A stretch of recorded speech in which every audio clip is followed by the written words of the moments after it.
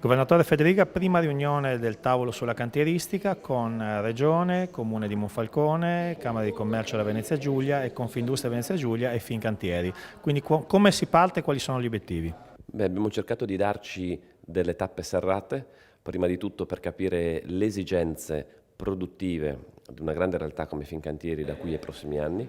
e quindi le varie parti, penso principalmente alla Camera di Commercio